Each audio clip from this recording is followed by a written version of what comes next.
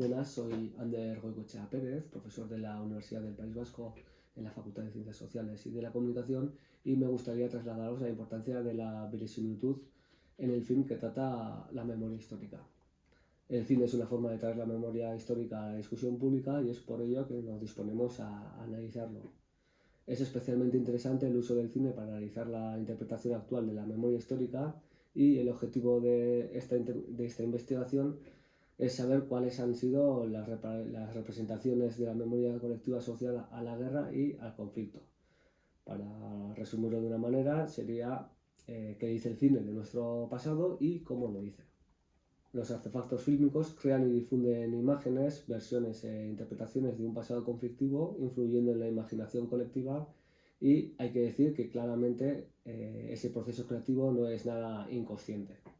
Como queremos mostrar en este análisis, la forma de las narraciones sobre el pasado no es neutral, no es para nada neutral, porque la realidad no tiene expresión, sino es a través de los seres humanos, del lenguaje, y nosotros somos quienes expresamos la realidad mediante dicho lenguaje. Esta comunicación parte de una profunda investigación del cine histórico del siglo XXI, en la que expongo cuál es el requisito indispensable para que el cine ejerza la transmisión de la memoria histórica, y para ello se han seleccionado una serie de films producidos en el presente milenio, atendiendo exclusivamente a los largometrajes ficcionales, descartando los documentales y cortometrajes. El objetivo de nuestro trabajo de investigación son los artefactos fílmicos, cuyo estudio permite una lectura de la representación de la época en la que nos movemos. Por esta razón, el texto de la película ha sido el punto de partida y el destino también. Aunque es importante explicar lo que dicen, en el ámbito de la comunicación, donde es fundamental conocer el mecanismo interno del discurso, también nos preocupa comprender cómo lo dicen, porque creemos que la forma no es un instrumento al servicio del discurso, sino una parte del mismo. Siguiendo los criterios establecidos en el lote de estrategias, la muestra definitiva se compone de las siguientes películas, que serían Silencio roto de Moncho Armendáriz, Soldados de Salamina de David Trueba, La buena nueva de Elena Taberna y Guernica de Koldo Serra. En cuanto a Silencio roto, Armendáriz ha centrado su relato en las experiencias vividas por las mujeres de un pueblo pirenaico, enseñando al espectador las circunstancias complejas que se dieron en muchos pueblos de montaña. Hace una aproximación a la lucha antifascista por restaurar la República, en la que trata de dar las claves para entender en qué condiciones se desarrolló el maquis. Silencio roto ofrece hechos e historias construidas como ficción a partir de conversaciones con las personas que participan en el maquis, y para ello los personajes se enraizan en comportamientos y actitudes reales a partir de Lucía. Lo mejor es la complejidad del relato, que a través de historias complicadas desarrolla cine político, cine social, y que genera una profunda reflexión.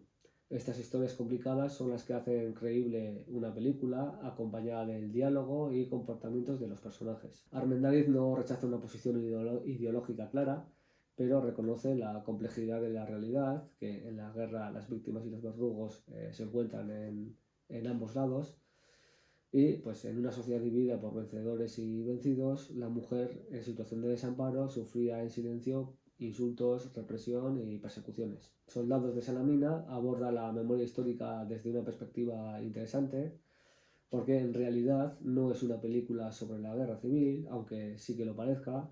Su argumento lo construyen los testigos del hecho, no es el propio hecho lo que construye el argumento.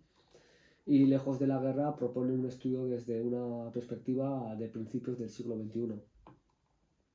Cabe destacar que la narración tiene un atractivo anzuelo, una memoria histórica ambientada en el siglo XXI es algo novedoso, y este film se caracteriza por tener el 90-95% de la trama como una historia contemporánea. La reconstrucción del personaje de Sánchez Mazas pretende basarse continuamente en hechos reales.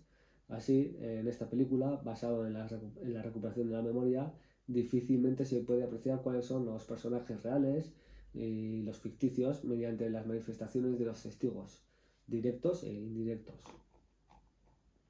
Otro ejemplo de la dificultad de distinguir entre lo fáctico y lo ficticio es que mucha gente ha entendido que Miralles es real, Y hay que dejarlo claro que Miralles es un personaje ficticio basado en un hecho real. Es decir, Sánchez Mazas, ese sí que fue una persona real, siguió vivo gracias a un miliciano republicano que no lo denunció, y a partir de ahí se ha desarrollado una historia ficticia. En cuanto a La Buena Nueva, presenta el desarrollo de la guerra en la retaguardia franquista con toda su diversidad ideológica. Y bueno, pues la película se centra en las consecuencias de la guerra en Navarra, en territorio navarro, en una zona en la que no había guerra. Cabe recordar que en Navarra no hubo dos bandos, sino más que solamente uno, y por eso no hubo enfrentamiento militar. Sin embargo, la Iglesia no era el único espacio en el que se produjo el conflicto interno, ya que, como se ha visto, también en el bando nacional las distintas instituciones tenían intereses propios. A través de los personajes principales masculinos, la película representa con precisión las diferencias entre los vencedores. Para expresar la complejidad total de la guerra, además de estos dos aspectos del bando nacional, la película da a conocer también la postura de los nacionalistas vascos católicos, más cerca ideológicamente de los sublevados, al estar cerca de los carlistas, pero leales a la República para defender la identidad vasca. Para representar un tema tan complejo, son de vital importancia todas las referencias culturales originales que hace la directora. Por último, respecto a Guernica, es sin duda unas grandes o de las más grandes producciones que se han realizado en torno a la memoria histórica, como lo demuestra el hecho de trabajar con un presupuesto cercano a los 6 millones de euros, y el film aborda el conflicto a través de los corresponsales extranjeros que informaban sobre el transcurso de la contienda. Guernica opta por contar una historia de amor en tiempos de guerra, una historia de amor entre dos protagonistas con perfiles bien distintos. Por un lado tenemos a Teresa, una joven apasionada por sus ideales y que, pues que lucha por sus convicciones políticas, y por el otro tenemos a Henry, que es un periodista escarmentado en las guerras que ha perdido la ilusión por su trabajo. Y es precisamente en este melodrama romántico donde el bombardeo de Guernica se pierde en un segundo plano, y centrados más bien en la historia de pasión y amor, curiosamente se presenta como antagonistas principales a los soviéticos. El hecho de que la historia romántica que nos presenta Guernica sea inventada no debería recibir recriminación alguna, puesto que las peculiaridades del cine así lo entienden.